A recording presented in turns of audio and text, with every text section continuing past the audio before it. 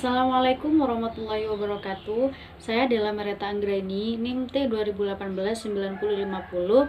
Saya di sini akan menjelaskan tentang konsep ekoefisiensi, di mana ekoefisiensi adalah upaya mengatur sumber daya alam seefektif mungkin sehingga tidak ada sumber daya alam yang terbuang dalam bentuk limbah. Tujuan utama dari ekoefisiensi ini adalah mengurangi dampak lingkungan akibat adanya produksi ataupun konsumsi. Berdasarkan World Business Council on Sustainable Development, ada 7 tujuan dari ekoefisiensi, yaitu yang pertama, mengurangi jumlah penggunaan bahan, yaitu bahan energi yang digunakan untuk memenuhi kebutuhan. Yang kedua, yaitu mengurangi jumlah penggunaan energi. Yang ketiga, mengurangi pencemaran akibat dari eksploitasi energi tersebut. Yang keempat, yaitu memperbesar daur ulang bahan.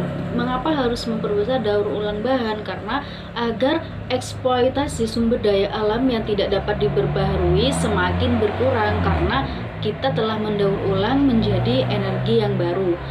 Yang kelima, yaitu memaksimalkan penggunaan sumber daya alam yang dapat diperbarui. Yang keenam, memperpanjang penggunaan produk. Semakin panjang penggunaan produk, maka eksploitasi ini akan berkurang. Yang terakhir, yaitu memberikan konsumen kualitas produk dan pelayanan yang tinggi. Setiap pemanfaatan sumber daya alam yang kita gunakan untuk memenuhi kebutuhan hidup tidak boleh terfokus pada keuntungan ekonomi semata, namun harus menitik beratkan kepada ketersediaan sumber daya alam yang ada di lingkungan.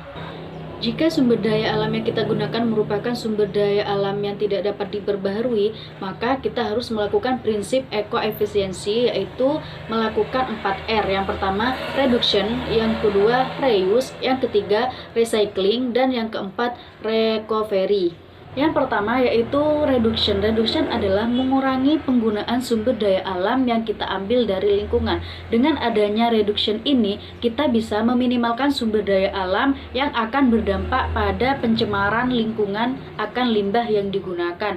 Yang kedua, yaitu reuse. Reuse adalah menggunakan kembali yang kita gunakan dari alam. Yang ketiga, yaitu recycling. Recycling yaitu mendaur ulang sampah. Sampah bisa kita olah, sampah bisa kita pilih agar bisa digunakan kembali. Yang keempat, yaitu recovery, di mana recovery ini merupakan perbaikan segala sesuatu yang lebih efisien.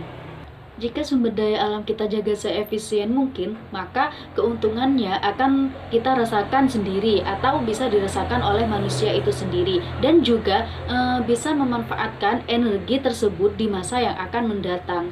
Jika kita melakukan eksploitasi besar-besaran, maka di masa yang akan mendatang kita tidak akan bisa menggunakan energi tersebut, karena energi tersebut telah habis digunakan akibat eksploitasi besar-besaran.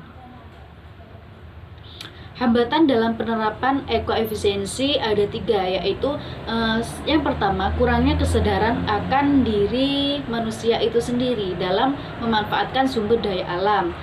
Yang kedua, yaitu akses informasi yang kurang, baik itu dari pemerintahan maupun dari masyarakat yang paham akan prinsip ekoefisiensi ini. Yang ketiga, yaitu tingginya biaya sarana dan prasarana untuk mengelola sumber daya alam.